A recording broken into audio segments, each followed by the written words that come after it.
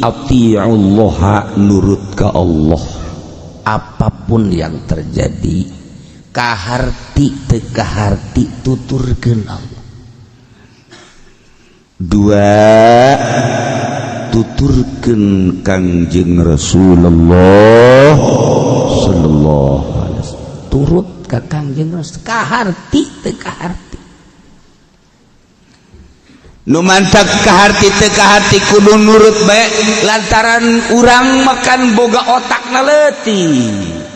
samet ngitung mege ngitung 2 kali 2 mah bisa keneh 2 kali 5 handap keneh 10 kali 10 kecil tapi lamun 175 kali 1.650 hese puyangnya nangis enggak puyang bantak dagang sugih-sugih eta ngitung kurang bisa otak berarti kan kayak keterbatasan orang otak teh bagian perpolitikan loba nu teu kaharti urang lamun nyaritakeun tentang politik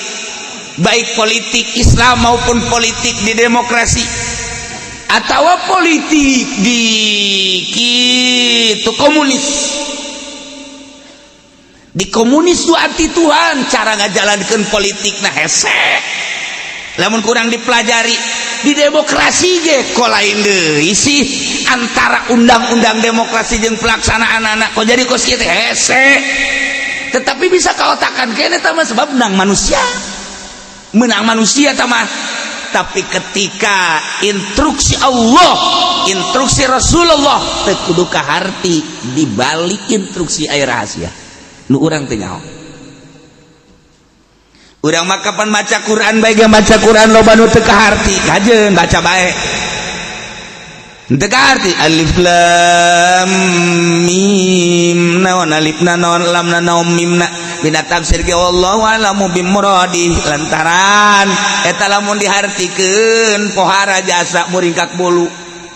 sallallahu alaihi Muhammad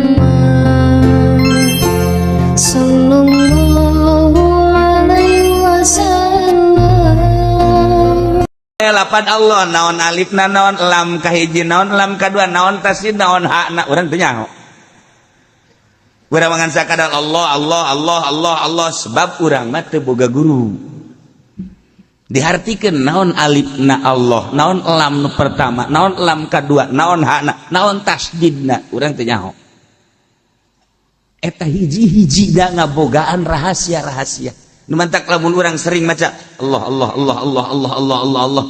sabulan 2 bulan berubah awak urang perasaan berubah sebab aya hadaman tiap-tiap hiji huruf lagi naon Allah alifna hamzahna naon lamna naon komo lamun kurang diaji Muhammad be Muhammad mimna naon hakna naon mim nu kadua naon tasdidna naon dalna naon urang teu nyaho henteu nyaho urang ngan sakadar perintah Allah mukminin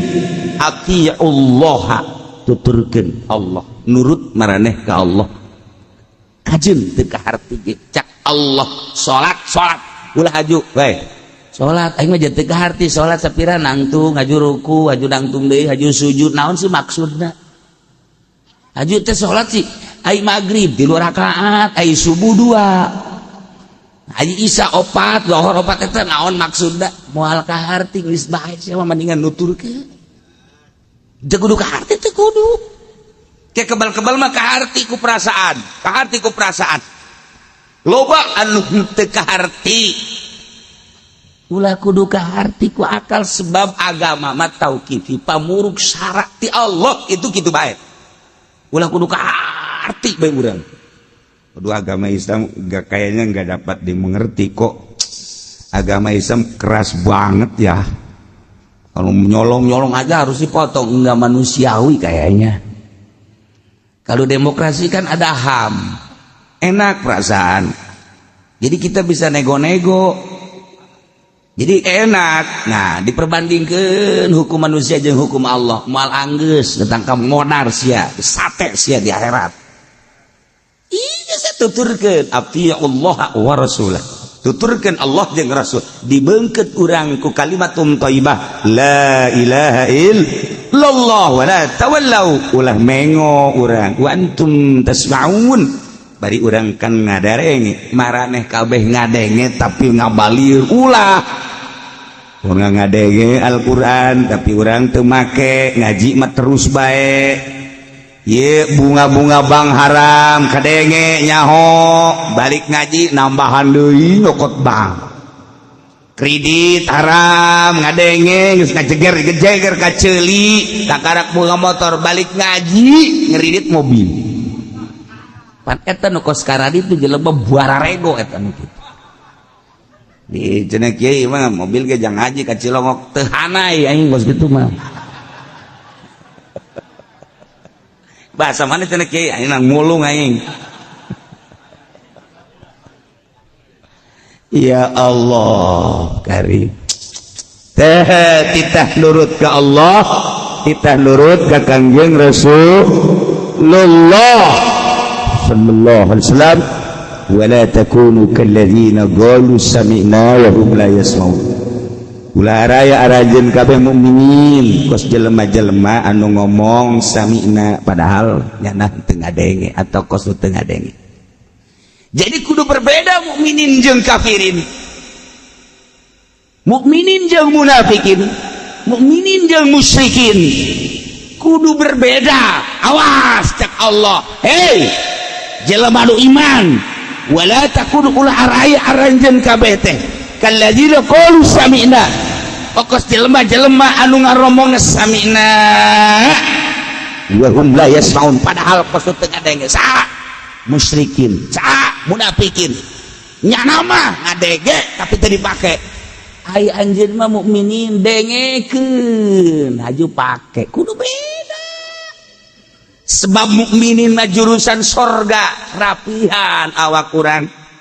kafirin mah geus jelas disadiakeun neraka. Masa urang kudu akur jeung kafir? Teu meunang akur, teu meunang. Pelebah hukum-hukum mah teu meunang. Anu akur mah muamalah dagang, urang bareng jeung kafir meunang, gade menggade jeung kafir meunang. Pek bae nyana dagang, nyana boga toko, urang nu balanja na masalah. Satu ketika urang nu boga toko nyana balanja ke urang nginjem pacul ka nyana, masalah ke nyana nginjem pedang ka urang. Engke silih injem, ka urang nginjem golok, kebel-kebel silih.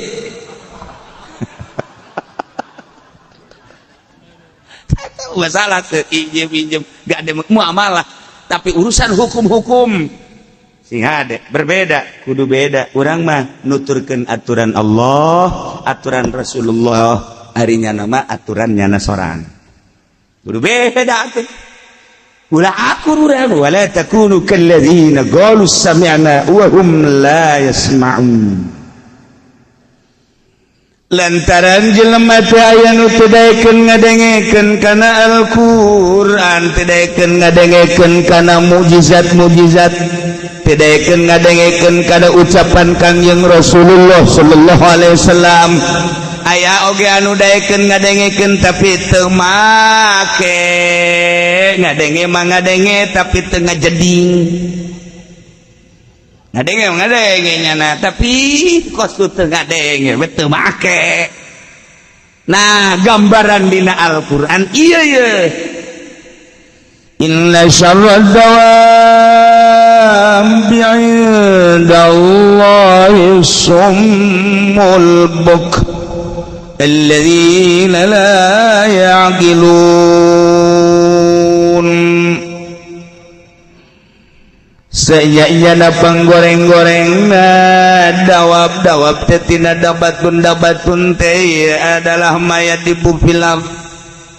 anu lumpang ngarayap di muka bumi, timimiti sirem kalabang, segala orai, segala kotok, segala embe, segala sapi, segala onta, termasuk si Udin lempang. aya istilah huruf amah ieu teh anu zawatul arba nu pindahkeunana kan teu jelas coba urang lamun nyaritakeun huruf ke ngaji luhur teu mah alat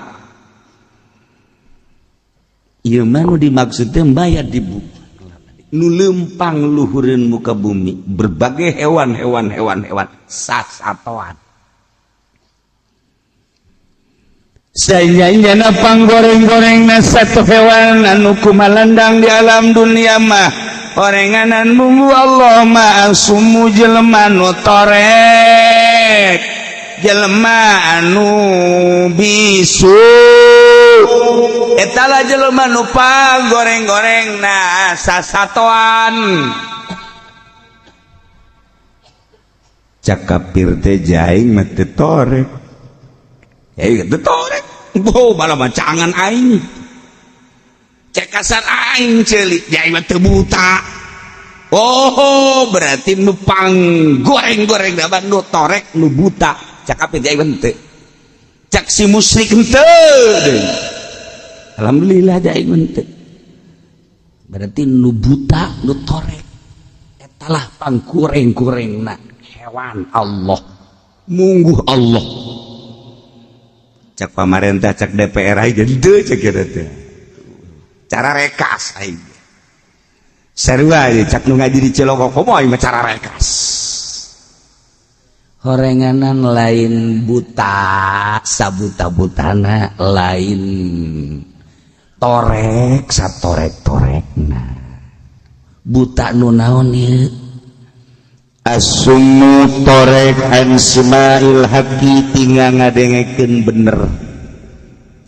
cili nama aya denge nama hebat tapi teu daekeun ngadengekeun Al-Qur'an tah eta teh dihukuman nu kos kitu torek lamun aya jelema teu daekeun ngadengekeun Al-Qur'an tah eta torek nu kos kitu ngaran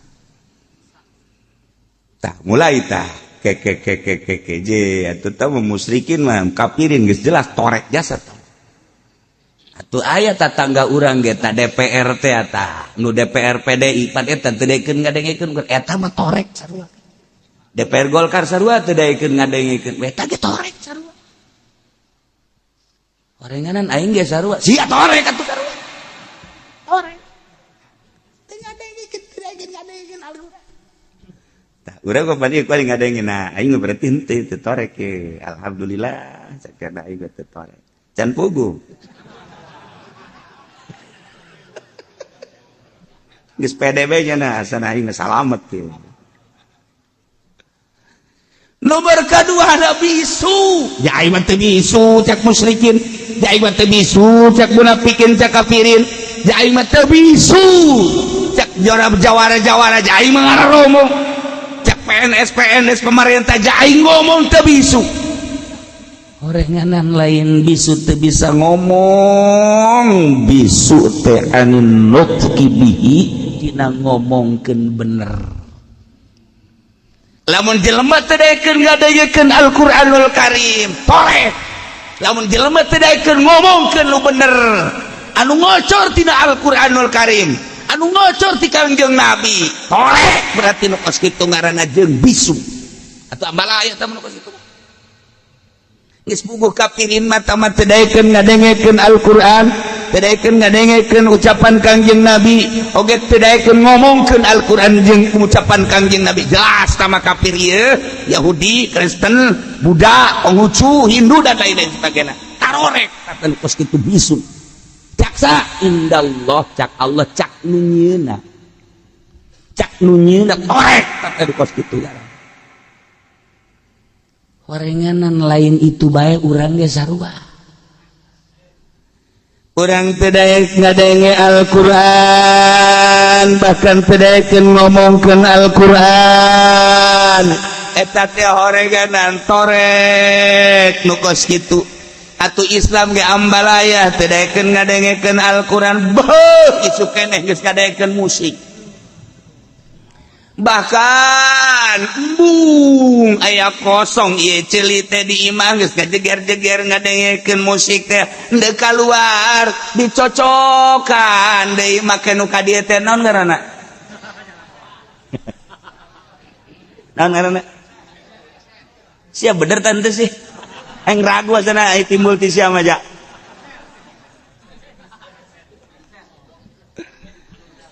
teh dasukeun ka dieu naik motor geus hook jasa berarti ceuli kudu dieusian ku musik bae hook geus naik sepeda leumpang ditanya ge pinuh tah musik mah terus bae mimiti dangdutan pop jazz dan rock kemudian geus puguh dalam pergi luar negeri geus teu ngarti jana mah nu penting mah geus kikiran saya ngadekeun nu barat lagu naon teh pokona mah eta jelema torek lu gitu torek ngadengekeun Al-Qur'an asal geek badiuk di majlis kiai maca ayat langsung matana pereus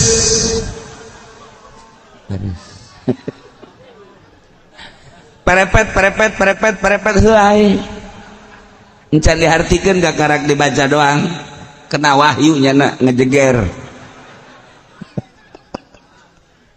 ieu Qur'an lain lalagaan nya ieu hebatna Gusti Allah dek nyaritakeun jelema nu teu daekeun ngadengekeun Al-Qur'anul Karim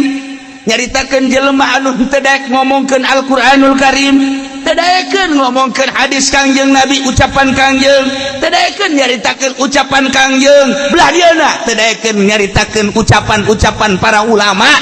ieu kahebatan Gusti Allah ngabahasakeunana make inna syarrad dawab panggoreng-goreng nasasatoan geus teu manusia deui teu manusia berarti jelema nu teu daekeun ngadengekeun Al-Qur'an teu daekeun ngomongkeun Al-Qur'an rendengkeun jeung kebo bule rendengkeun jeung kebo bule ulah kafirin ulah musyrikin geus mukmin baca Quran tilok ngadengekeun tilok nyaritakeun hukum-hukum Al-Qur'anul Karim tilok nyana rendengkeun jeung kebo bule kabeneran ngaranna si Udin kebo ge kebo din cek kebo bule lu kakak gua ya apa lu kakak gua adik lu ya sembarangan aja lu kan cuma nyatuan kayak gua apa itu nyatuan oh goblok gua ngahina lu cuma nyatuan doang lu udah kenyang lu gitu-gitu lu apa itu gitu-gitu kayak gua naik gitu apa itu namanya pinteran lu dah ngobrol dia ada jeung kebo atuh kakana jeung adina cak Allah eta kaambeun ku kebo ge lamun urang tilok maca Al-Qur'an lamun urang tara ngadengekeun Al-Qur'an teu daekeun ngomongkeun hukum-hukum nu timbul ti Al-Qur'an teu daekeun ngomongkeun hukum nu timbul ti Kangjeng Nabi kaambeun ku kebo cak kebo kakak gua saudara gua cak embe sarua cak orai sarua ngamantak loba lah jelema anu disurudung kebo pajar adina kunyana loba jelema nu disurudung banteng eta teh pajar dulurna kunyana nu mantak reungit ge daekeun enclak dinyana lantaran dianggap baturna jawaliullah mah lamun salat di leuweung reungit mah reungit sireum mah sireum tara daekeun henteu pereungit ka waliullah sebab dianggap eta teh jelema anu sampurna geus reungit ge ngahormat orai ge kan ngahormat kumaha lamun Syekh Nawawi manehanana eta diuk dina saung ternyata horenganan letah orai aman sebab jelema contohna urang lamun can dianggap jelema lamun urang salat maghrib di masjid uang dihusu-husu urang clek ka dieu lain idina siratal mustaqim goblok sia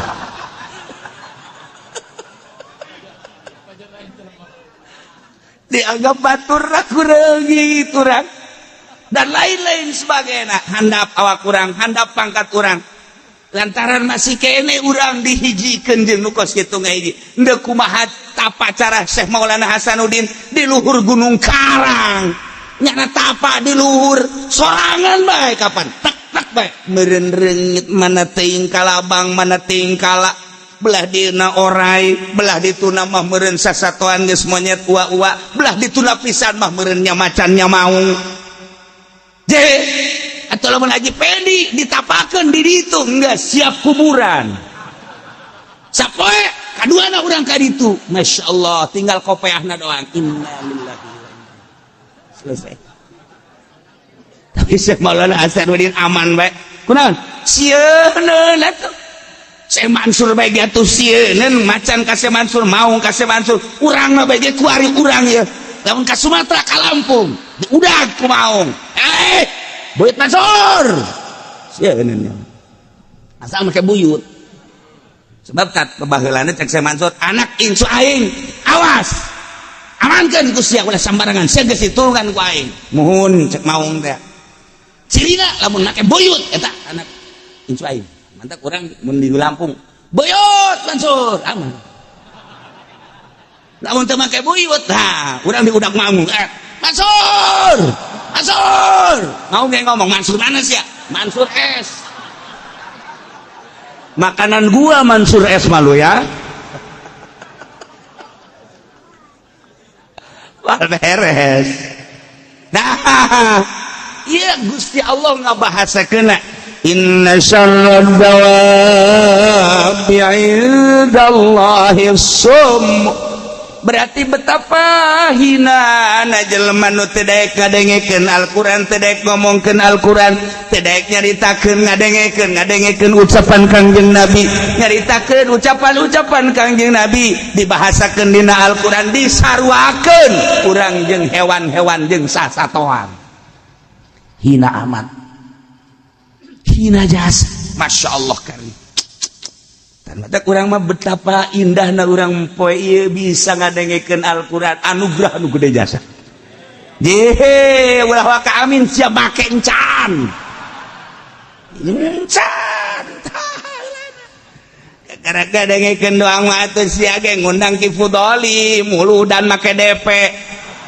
ajunya nago coprak bae terus bae nyaritakeun ucapan Kangjeng Nabi keunggulan Kangjeng Nabi dan lain sebagainya selesai bayar ku sia make tanda henteu kul teu atuh kieu na ge henteu yeuh atuh henteu marag encan asup masih kena sumul bukmu alladzina la ya'qilun nyata jelema anu henteu berakal teu boga akal jelema teu maca Al-Qur'an jelema teu ngomongkeun Al-Qur'an jelema teu boga akal teu boga akal teh kos kitu teh lamun urang leuleuh kafir mah geus jelas musyrik mah geus jelas munafik mah geus jelas ieu mah urang lamun leuleuh pejabat masyaallah bajuna ge meunang ngaisti ka ngajiripitna pohara jasa jalamun leungeun urang dikadinyakeun soek wah hebat-hebat da istri ka angga kitu kan gua aduh kos hinis bae ku hebat-hebatna pohara dideuleuh penampilan baju pohara masyaallah kari dasina wih di dieu ge aya variasian pohara masyaallah rambutna ge mengkilap sebagai mahkota teh lain lalagaan mun dikadiekeun jeung dikadiekeun eueuh hiji-hiji acan nu kadieu rap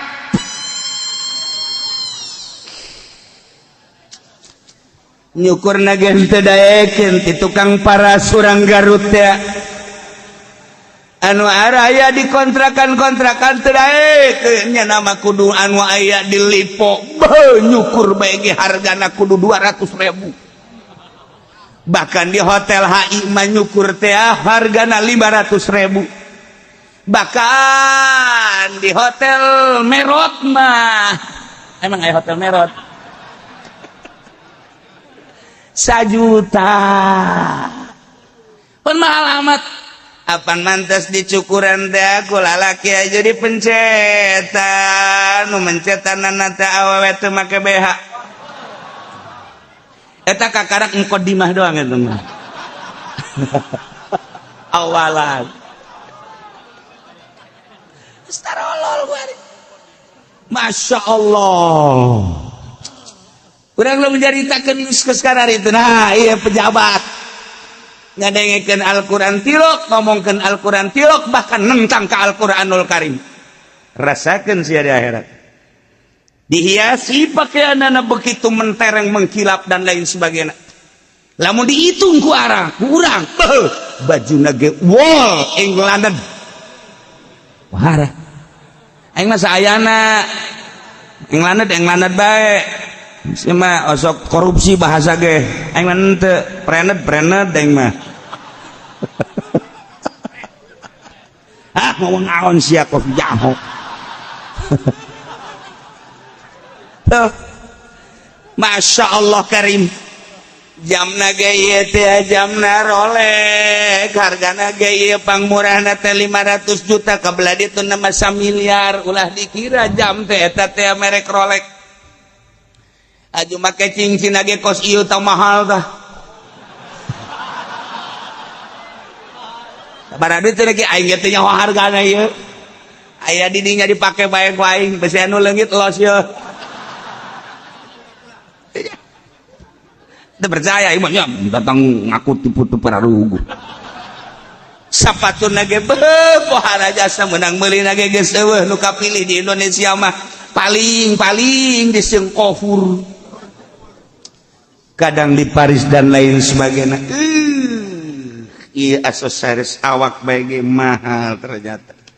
timimiti baju cincin terus erloji sepatu dan lain sebagainya Masya Allah mahal tapi teu ngadengekeun Al-Quran teu daekeun ngomong Al-Quran eta kos kitu dengan jelema edan alladzina la yaqilun cak Allah ini indallah geus lamun aya DPR turun di mobil sedan begitu hebat penampilanana lamun aya bupati gubernur turun dina mobil mewah hebat penampilanana lamun aya polisi periwitna ge mawa 5 parah tapi teu daekeun maca Quran teu daekeun ngadengekeun Al-Quran teu daekeun ngomongkeun Al-Quran bahkan nentang ka Al-Quran nu kos kitu adalah rendengkeun jeung kebobule adik kakak alladzina la yaqilun kondisi teu boga akal DPR teu boga akal kiai kumaha aja mun kiai sarua kiai teu boga akal sarua cak Allah lain cak kula cak Allah kadenge ku celis ya cak Allah geus marah di ka aing aing nyampikeun cak Allah kunaon marah ka aing tolol cenah ki kucing mah jelema kos kitu bajar akal baca ku sia goblok tolol tah ce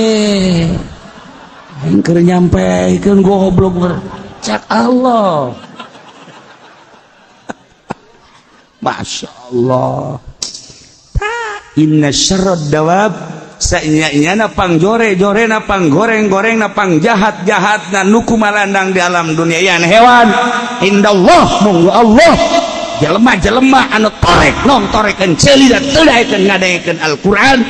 al-bukmun bisu teu daekeun ngomongkeun Al-Quran alladzina la yaqilun adalah jelema-jelema anu teu boga akal edan berarti orenganan hayang nyaho jelema edan mah eta oreng lolobana mah nu edan mah naek sedan urang asup ka pendopo edan kabeh urang asup ka hotel weureuh kabeh edan mayoritas nu mentak lamun aya jelema jadi PNS tapi mempertahankeun hakna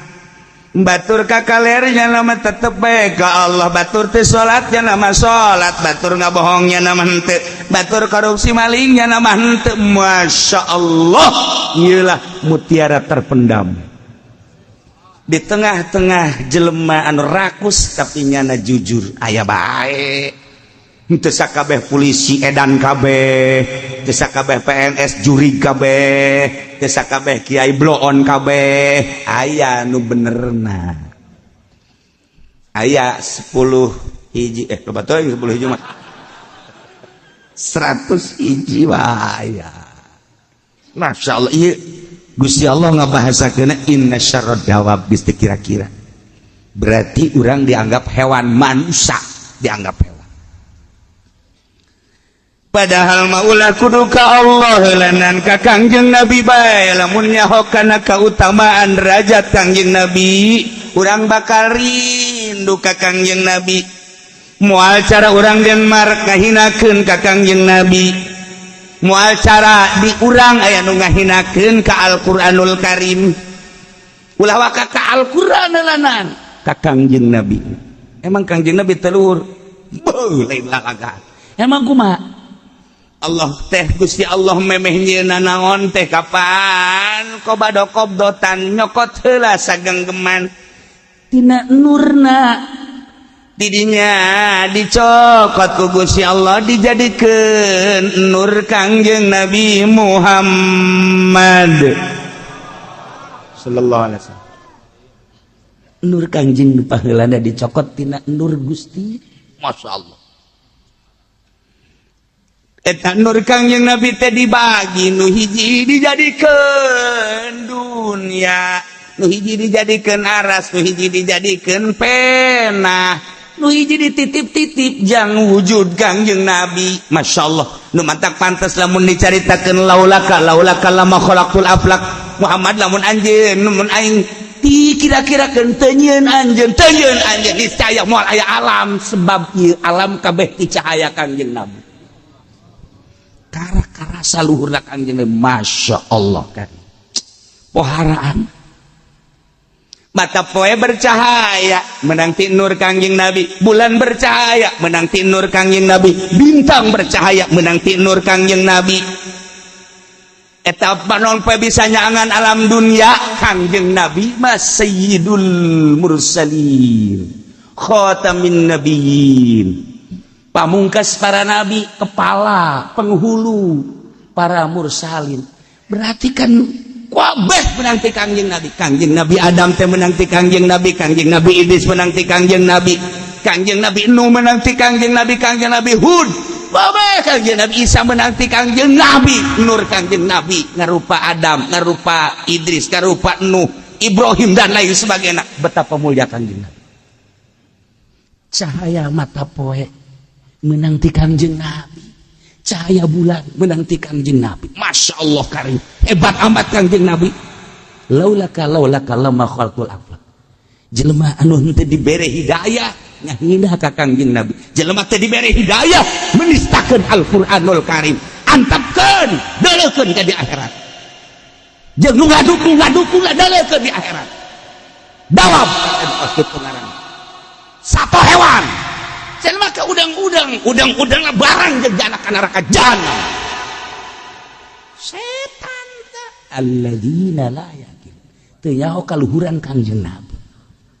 Laulaka lama khalaqtul aflak. Nu mentak luhurna Kangjeng Nabi hayang ka pagi jeung Gusti Allah. Minal Masjidil Haram ilal Masjidil Aqsa, sakiceup Kangjeng Nabi mah atuh. Yap ka dieu cak Gusti Allah Muhammad ti Mekah ka Aqsa. Yap ka dia sat kaluhur atuh kabeh menanti Kangjeng Nabi. Ulah lain nu kahalangan Kangjeng Nabi atuh. Deuk kahalangan kumaha? Cenah tatangkalan siap teh nanti aing ngahalangan aing ke Kangjeng Nabi. Langit kahalangan ka ieu ada awas siap teh cahaya aing, awas aing kapanggih jeung nyieun aing. Ningrai kabeh. Ingrai kabeh ku cahaya Kangjeng Nabi. Awas cak Kangjeng Nabi. Dumantak Kangjeng Nabi teh dibahasakeun rahmatan lil alamin. Langit karahmatan ku Kangjeng Nabi jameunang nyieun ti cahaya Kangjeng Nabi. Bumi karahmatan ku Kangjeng Nabi jameunang nyieun ti cahaya Kangjeng Nabi. Lauhil mahfuz teh kacahayaan ku Kangjeng Nabi jameunang nyieun ti cahaya Kangjeng Nabi. ndek mana nu ngahalanganana aja Kangjeng Nabi mah nu pertama diciptakeun ku Gusti Allah rahmatan lil alamin. Lamun nyaho kaluhuran Kangjeng Nabi masyaallah. Ku hari urang mun hayang kapanggih jeung Kangjeng Nabi Muhammad bisa sangat bisa. Sangat bisa atuh. Atuh lo badi urang ge nu kapanggih jeung Muhammad. Muhammad mana Cikup ngaran bae Muhammad tapi ngadorong-dorong kuncung melulu kuda dek eleh bae nunduk tam gubrag bae ka ditu ngaran bae Muhammad. Kangjeng Nabi Muhammad sallallahu alaihi wasallam saha nu sok kapanggih jeung Kangjeng jelema nu geus teu nganggap ka dirina aya nu aya Allah jeung Muhammad kapanggih sebab diri urang teh meunang nyiptakeun di cahaya Kangjeng ketika nu neko-nekona geus eueuh ngahiji jeung Kangjeng iraha hayang kapanggih jeung Kangjeng saha eta wali-wali Allah subhanahu wa taala. Cacak-cacak di Jakarta eueuh wali Allah dikerem Gusti Allah. Cacak-cacak di Banten eueuh wali Allah dikempakeun ku Gusti Allah. Cacak-cacak di Bandung waliullah, Surabaya waliullah, yakin dibalikeun ku Gusti Allah. Untung masih keneh aya wali-wali Allah subhanahu wa taala. Kiai bejaan coba cenah wali saha atuh ambalaya aya wali kota, wali mujbir, atuh waliullah mah la yariful walilal walingan ayah. Do batak cukup Gusti Allah. Atiullah wa rasulah. Nurut baraneka kabeh ka Allah jeung Rasul Allah. Numantak urang kudu nurut ka Kangjeng Rasul, urang teh nyaho ka Allah menang ti Kangjeng Rasul, urang nyaho salat menang ti Kangjeng Rasul, nyaho puasa menang ti Kangjeng Rasul, nyaho ieu bangsa riba ti Kangjeng Rasul, ieu teh nyaho urang perbudiahan, permuamalaan, permunakahatan, perjinayatan kabeh menang ti Kangjeng Rasulullah Muhammad sallallahu alaihi wasallam. Betapa mulia jeung agungna tu Kangjeng Nabi. Mentak kurang di maulidankeun dirajabkeun eta cenah Muhammadiyah mah ngabidah-bidah can nyahoeun kana kaluhuran Kangjeng. Encan nyahoeun cenah Persib mah tilok aing bola tah mah ajat sudrajat teu nyahoeun nya kaluhuran Kangjeng Nabi. Lamun geus jaho kana kaluhuran Kangjeng Nabi endekna marhaba bae ka jeung jelema ge.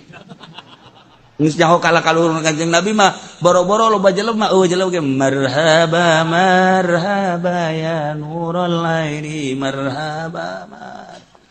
Ke beurang marhaba marhaba pamajikan ge asa jadi kieu barang ngaji ka Cilongok ge loba marhaba salaki. Kapanggih jeung Kangjeng jeung pamajikan marhaba marhaba. Aduh jadi ngagesleuk cenah ieu. Nah, gitulah keutamaan Kangjeng Nabi urang Kangjeng Nabi Muhammad sallallahu alaihi wasallam. Urang menang diciptakeun tina nur Kangjeng Nabi. Tinggal dibuka-bukakeun ku urang sorangan sebab urang diberi ikhtiar. Bukakeun aya nur Kangjeng Nabi. Mantap. Ketika orang maca sholawat langsung. Urang datang ka Madinah teu puguh teu garuh. Ceurik heran. Urang barang datang ke Madinah, Masya Allah, langsung ceri. Kula nanya, saya ceri kuna suku katijak ya kan. Haji kan si aing ngagungkeun Kangjeng. Lain, suku. Orang kanannya nama urusan anak katinjak ke orang Arab. Ayah baik. Tolol, tak budak ayah keluarga jelmana. Aduh. Terenyuh hati orang tepuguh tegari kunaon merasakan aing nu jauh di Indonesia bawa dosa ka dieu kok bisa kapanggih jeung Kangjeng diyakinkeun Kangjeng mah teu maot nyanakan ningalikeun isin amat ku isina ka Kangjeng Nabi kurang langsung kerucut saya mata jauh aing di Indonesia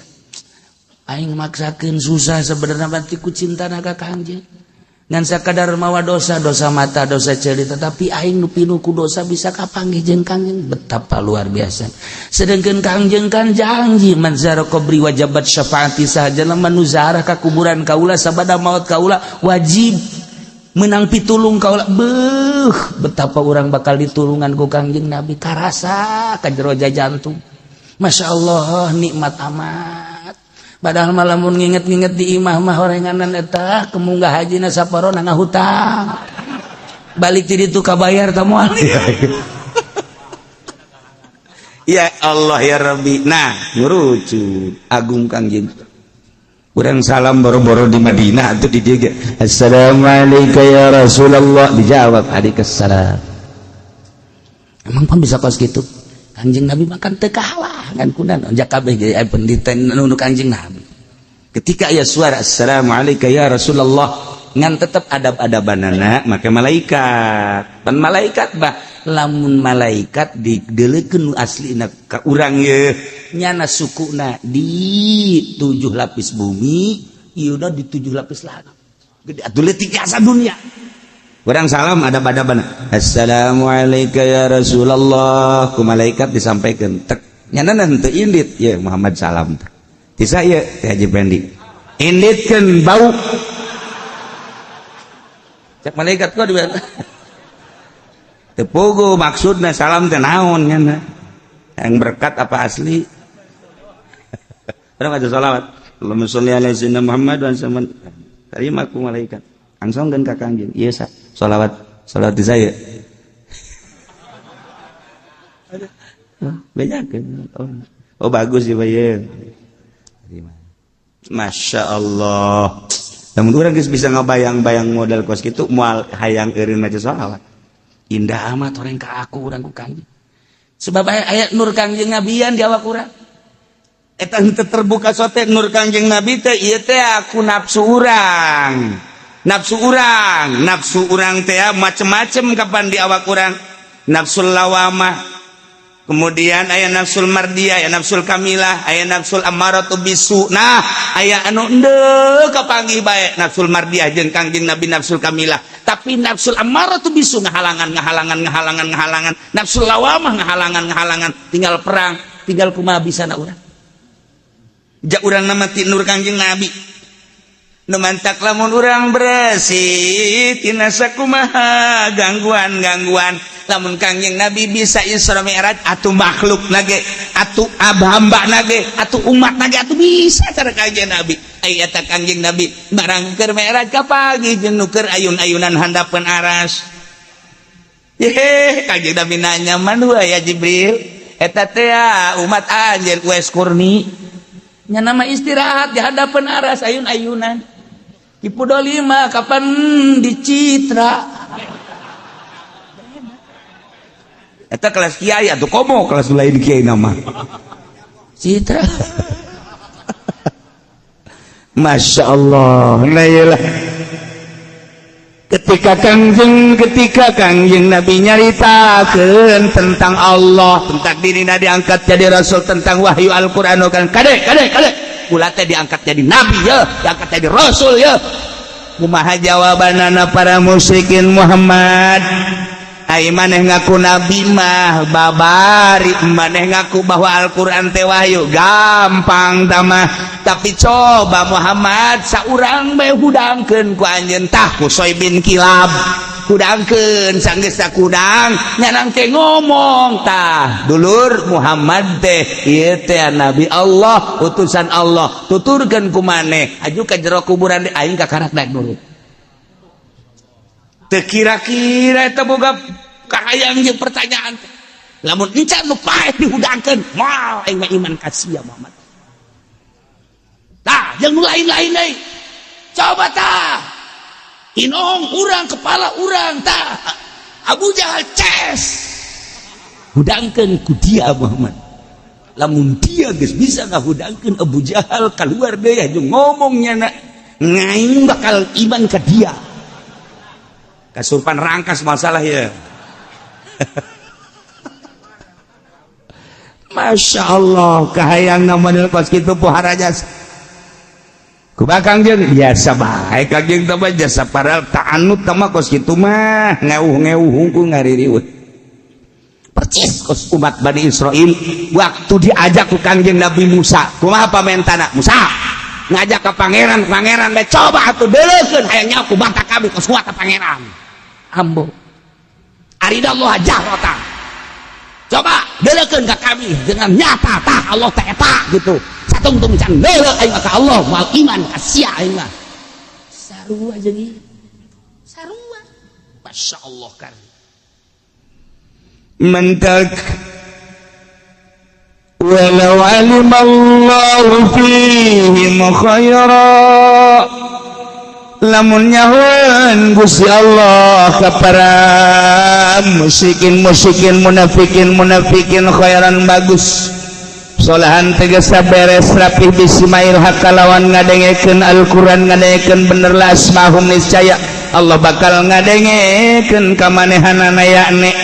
kulantaran geus aya di ilmu Allah bahwa manehanana teh kahadean sanajan dikukumahakeun ge tetep teu daekeun ngadengekeun Al-Qur'an atuh ku Gusti Allah teu bere daek ngadengekeun Al-Qur'an jageus nyaho dina ilmu Allah bahwa nyana teh sanajan kukumaha ge teu daekeun narima kana bener kulantaran teu daekeun narima kana bener ku Gusti Allah teu dibere daek ngadengekeun Al-Qur'an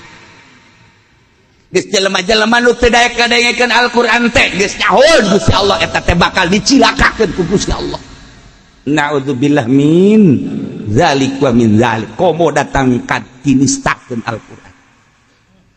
Sing kudu boga keyakinan kana kebenaran Gusti Allah. Ndek uji keyakinan mah cara ki halaj.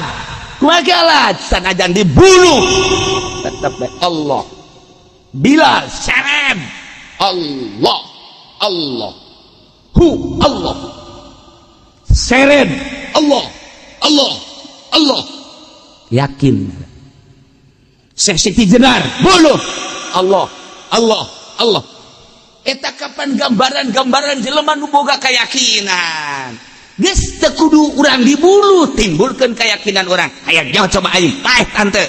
diuk urang tengah-tengah masjid tengah peuting kunci kabeh masjid halaj mah dibunuh Syekh Siti Jenar mah dibunuh Syekh Abdul Qadir mah dileuweung Irak 3 tahun Syekh Maula Hasan Biring di Gunung Karang 3 tahun coba aing tengah masjid kunci kurang masjid trek pareuman kabeh sorangan urang di dieu ulah nyeuleut engke ge mulai aya salat tak naonnya keyakinan orang gampang kayak eta deui jin mah sok kitu bae jin mah ngalalaga urang jangan dalam masjid teh okos nu bangun make rok raket tak aju bae empot-empotan boro-boro perang sia kakarak di jero masjid bae geus empot-empotan empot break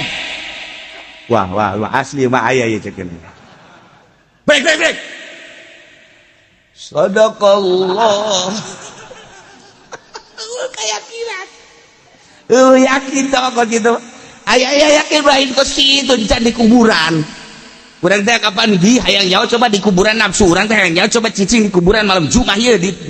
anyar kene teu kudu di wali teu kudu di kuburan wali teu kudu di kuburan ulama di kuburan anyar kuburan anyar tengah leuweung indit kabeh hayang nyaho nguji nafsu aing coba resepeun teu keluar sama ayo keluar sia keluar haseup nu gede haseupna ayo ya emang aing sieun ka haseup wa aing sok kenyotan bae ge haseup ayo geura haseup tuh gawujud pocong 2 3 ulah hiji 2 3 4 ayo ulah hiji sia aing emang sieun ka sia henteu aing mah ayo ayat 2 ayat 3 pan ngalobaan sia aing mah ngalagaan boga keyakinan itu jadi wali bae urang puguh cicing tengah peutingna ge zikir ngesieun bae moal jadi wali langsung nafsu lain ka Allah urang berarti urang kemanusiaan terlalu tinggi kene lamun geus ngageser sia teh aya cahaya kangjeng Nabi kangjeng Nabi mah tuh di luhur Jabal Nur sorangan sia wanian kangjeng Nabi mah sia awak aya nur kangjeng Nabi mayan teu wani hayo sia paksakeun hayo wanikeun ka kuburan wanikeun wani teh sia teu nanaonan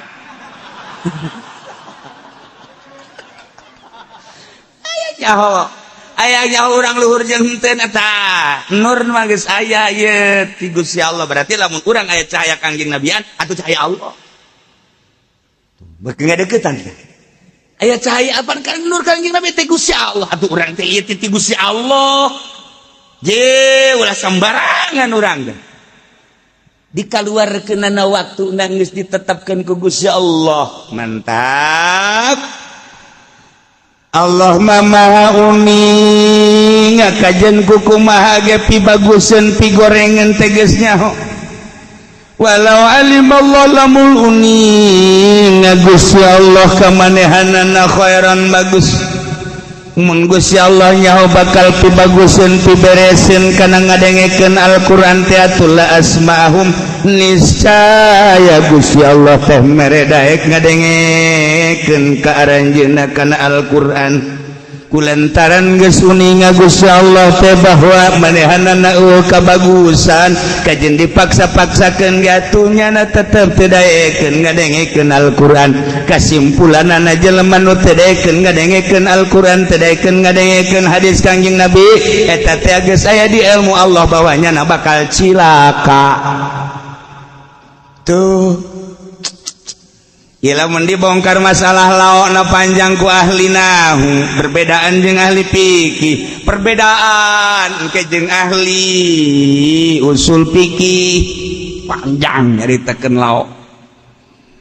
lantaran laok teh lamun urang ngaji alfiah mah laok imtina iyah imtina usy bimtina igoiri eta laok ngaji orok mah kos itu lawajitani lakram tuka lamun ngamulya lamun teka sirani isun maka ngamulyakeun isun ka ing sira lamun sia datang ka aing bakal ngamulyakeun ka sia kulantaran sia teu datang atuh aing henteu ngamulyakeun ge ka sia teu ngamulyakeun aing ka sia kulantaran sia teu datang karti ku sia atuh aing puyeng mal bisa lamun lain nu mondok mah teh mah lamun nu mondok karak kitu ge lamun nu teu poho lawat pusatin pimudin wayakit ati ge sarua kurang dijadikan law imtinaiyah bagus bisa berarti imtina usyabi imtina igoirihi geus atuh ka imtina na ngadengekeun Al-Qur'an kulantaran ka imtina tina hade geus atuh kulantaran manehanana geus jelas di ilmu Allah teu aya kahadean atuh teu dibere daek nyana ngadengekeun Al-Qur'an kasimpulanana teu ngadengekeun Al-Qur'an kahadean ana kahadean nah jahannam eta kakaraksa arah lamun dibandingkeun deui engke dina fikih lain deui lamun dibandingkeun deui ke dina usul fikih lain deui lantaran lao teh eta mah paranti budak make lao imtinaiyah panjang ngaji lao bage ieu mun dibahas lao moal datang moal anggeus datang ka asar hayang nu ngajoak pernah diulah kiai lapar teh emang saya mau hubunganna jeung beuteung mah lulu hayang nyaho kuduna mah awak coba hayang nyaho sia datang ka mana paeh teh sia dengikeun Quran coba ulah puyeng jekeun nyana keneh nu ngomong nyana keneh nu ngajawab puyeng tah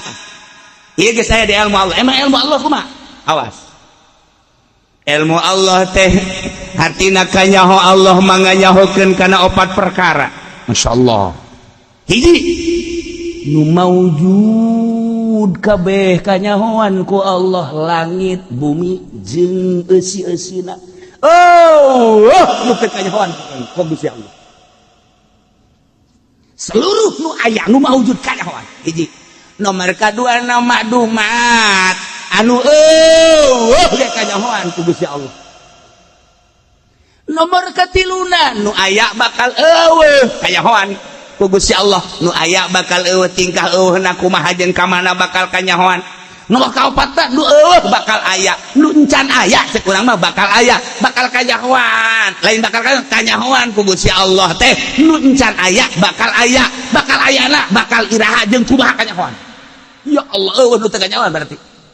anu geus aya maujudat eta teh kanyahoan ku Allah nu teu kanyahoan boro-boro nonton tolang bakal raga kanyahoan ku Gusti Allah tong tolang nangka kanyahoan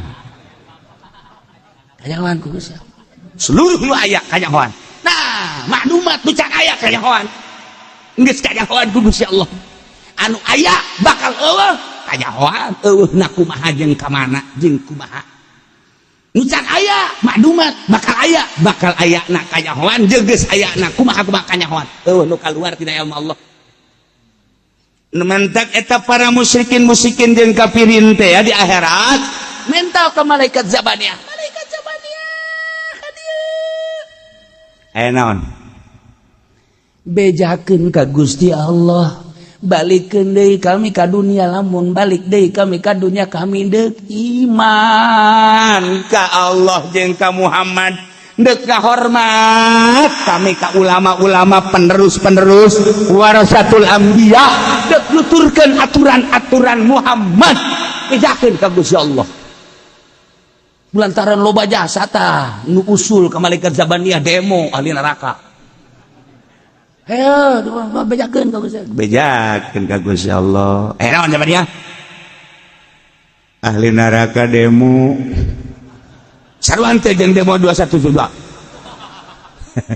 Boom, lebih dahsyat.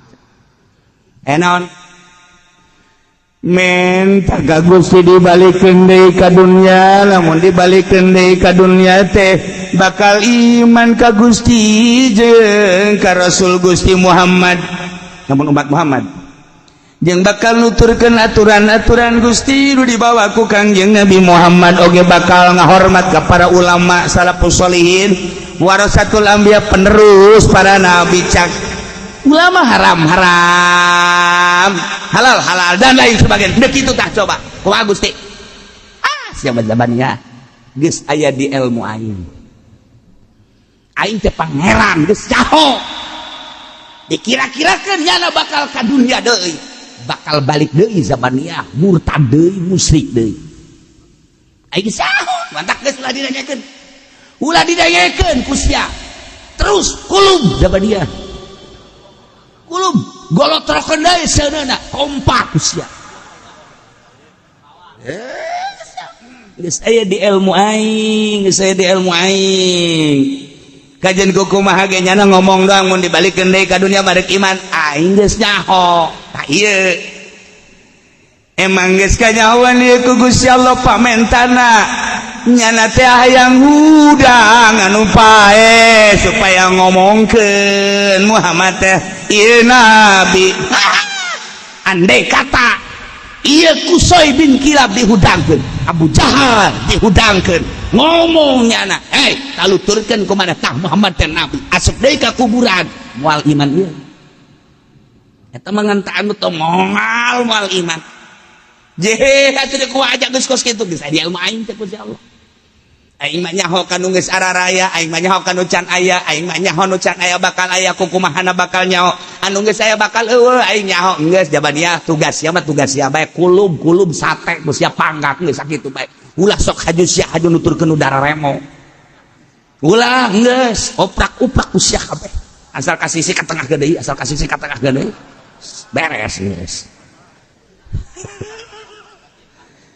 tah ieu ge sarua ge saya di ilmu Allah jadinya na teu daekeun ngadengekeun Al-Qur'an bahkan meunisakeun Al-Qur'an eta teh kunaon emang geus saya di ilmu Allah bahwa nyana eueuh kahadean ana eueuh kahadean teu daekeun ngadengekeun Al-Qur'an ana teu daekeun ngadengekeun Al-Qur'an eueuh kahadean jahannam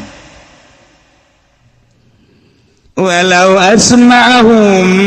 latawallaw wa hum mu'ridun walau asma'ahum lamun dikira-kirakeun farban dikira-kirakeun Gusti Allah mere daek ngadengekeun ka para kafirin musyrikin padahal mah Gusti Allah teh qad alima an la khaira fihim kabagusan jelema eta teh geus aya dina ilmu Allah moal aya kahadean moal iman tapi dibere daek ngadengekeun engke nage latawallaw wa hum mu'ridun niscaya mengo didengekeun kunyana padahal mah niscaya kahadean lain nurut ieu ka Al-Qur'an ngabalieur didengekeun tapi ngabalieur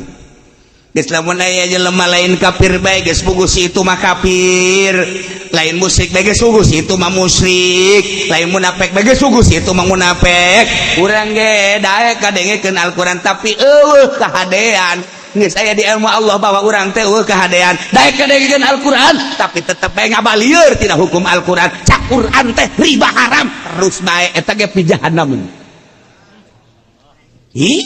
di jahannam cak Al-Quran kredit eta teh doakan haram kos itu riba urang ngadengekeun tetapi urang teu make eta teh sarua jeung la tawallaw wa hum muridun jahannamun ki haji tinggal ki haji komono niki lain ki haji mah leuwih tinggal ki ulah sembarangan pake Al-Quran teh dengekeun lenyepkeun pake henteu anti jahannam kudu tamat Quran henteu anti jahannam kudu hafal Quran bakal sing kejebur anu tamat Quran anu hafal Quran teh sing kejebur bakal ka neraka jahannam lantaran Quran teh lain sakadar dihafal tapi dipake ieu tah walau asmahum lamun Allah mere bisa ngadengekeun pardon dikira-kirakeun bahkan ditalal Al-Qur'an teh di ayeuna teh aya 50 misionaris Kristen ti Amerika datang ke Indonesia hafizul Quran bahkan jeung tafsir-tafsirna bisa dengan bisana Al-Qur'an hafalna Al-Qur'an anu diteundeun di Jawa Timur teteh 20 diteundeun di Jawa Tengah teteh 20 jang di Banten Jawa Barat jeung Banten 10 misionaris halal Quran berikut jeung tafsir-tafsirna ulah dikira jana teh terus-terusan nah eta jana talal Quran talat eta hafal tafsir hafal haji iman la tawallaw wa hum mu'ridun mengo ngabalieur wa hum mu'ridun ngabalieur dina Al-Qur'an jehe ulah disangka jana mah geus jelas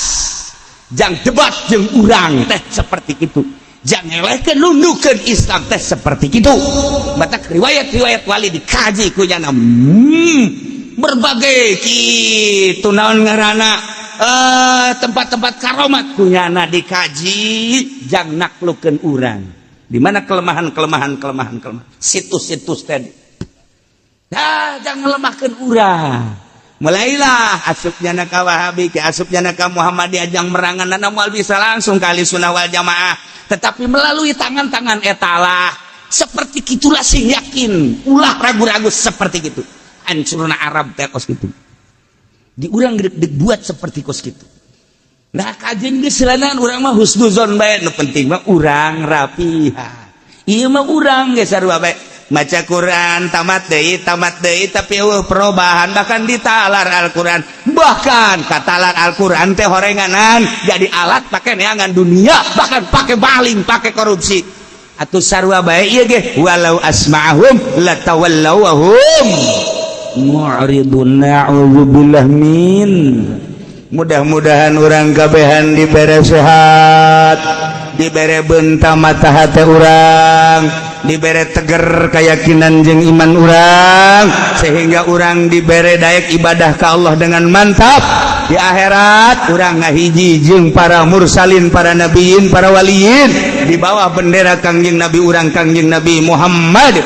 sallallahu alaihi wasallam.